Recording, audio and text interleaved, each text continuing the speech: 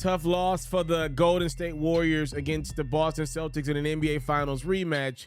But they're at the end of their 5-game road trip, and it's in Cleveland to take on the Cavaliers. No Steph Curry, no Klay Thompson, no Draymond Green, no Andrew Wiggins, but there was a Jordan Poole in this matchup with the Cavs, and he was effective. So was Jonathan Kuminga. Welcome back to that Warriors rotation. He knocks down a 3. No Donovan Mitchell for Cleveland. Y'all just gave these fans in Ohio anything, huh? Garland knocks down a 3. We're still in the second, and Jordan Poole is still going to work. How about that three-pointer? Jordan led everybody in scoring with 32 points. Steph looking on. Poole in the third, wet money for 3 again. And he wasn't alone. Jonathan Kuminga's going to find Dante DiVincenzo for 3. And then Ty Jerome's going to find Kuminga for 3. And since everybody's in the giving of moods after the holidays, it's Kuminga returning a favor to Ty Jerome for 3. Warriors, 23 of 43 from the three-point line with all the snipers out of the lineup, really, or the 2 big ones. They're still knocking down threes effectively. Cleveland's going to make a game of this. Garland had 31 points to lead the Cavs in scoring. They're still down 10. Jordan Poole slicing and dicing his way to the cup and ending up with a bucket. Evan Mobley with a grown man deuce. And then Mobley to Garland, who finds LeVert for 3. 3 of his 22 points. It's just a 5-point game. But when it's winning time, how about Ty Jerome? His best output as a Warrior. 23 points for Ty. Warriors go 3-2 on his road trips. Better than what they've been doing. They get the 120-114 shorthanded win over the Cavs. Well, again, the Warriors sat out Steph Curry, Klay Thompson, Andrew Wiggins, and Draymond Green for this game. And their head coach, Steve Kerr, did comment on it. He said, "I feel terrible for the fans who bought a ticket expecting to see someone play. It's a brutal part of the business. It's why I'm going to continue to advocate for a 72-game season." Yes, shut up, Steve Kerr. Yes, shut up. I say that respectfully. What do you mean? You sat him out. It was your decision. You did it. What do you mean you feel bad for him? He's saying it's just a part of the business. It's kind of out of his control. What do you mean it's out of your control? You had the authorization to play 1 or 2 of these guys. On top of that, Donovan Mitchell doesn't play.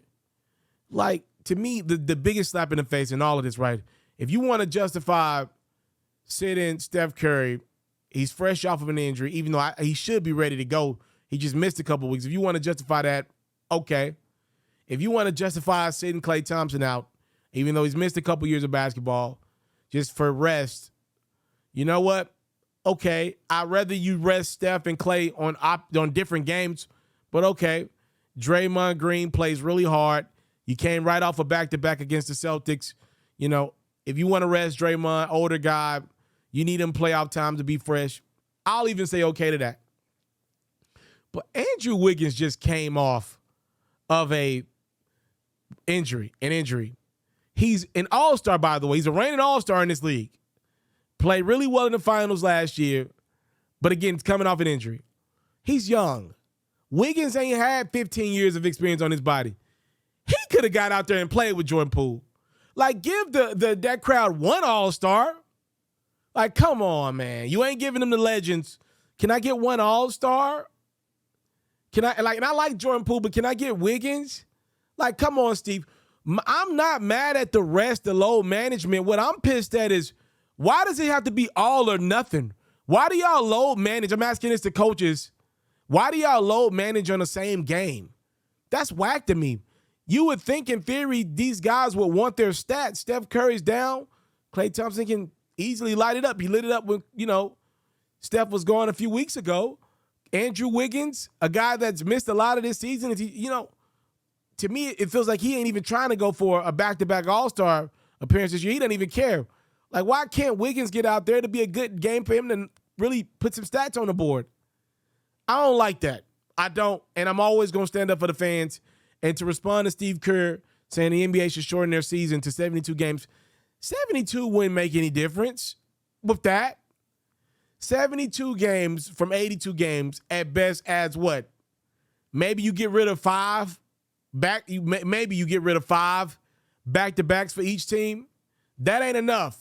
That is not enough because teams will still rest. Teams will still rest. I think the NBA needs a structure change, meaning even if the season's got to go through July. I know that sounds crazy, but to me, that's what we're looking at here. Stretch the season out through July, even if you keep it at 75, 82 games. Stretch the season out over a month and put 2 to 3 days in between all these games and maybe a day less within the final schedule and the playoff schedule so we can really get these guys the proper rest that they claim they need with the way the game is today.